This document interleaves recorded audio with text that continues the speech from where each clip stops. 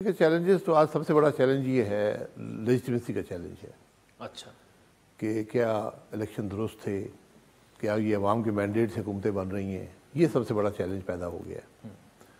مجھے توقع تھی کہ ہم ماضی کی غلطیوں سے سیکھ کر الیکشن کو غیر متنازع کر سکیں گے، لیکن بدقسمتی سے وہ نہیں ہوا۔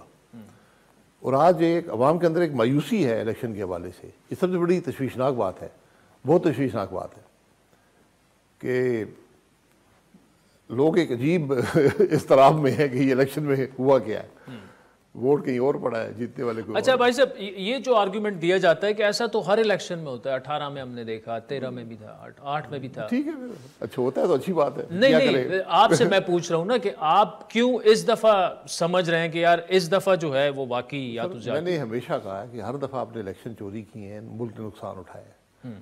تو آج اگر الیکشن چوری ہوئے ہیں، جس کے میں امید تھی کہ نہیں ہوں گے، بہرحال وہ عوام جو کہہ رہے ہیں، میں تو یہاں تھا نہیں، لوگ بہت مایوس ہیں نظام سے، آپ یقین کریں۔ اچھا، اب باہر نکل کے پوچھیں سر لوگوں سے، تو وہ ان حالات میں حکومت چلانا مشکل ہو جاتا ہے۔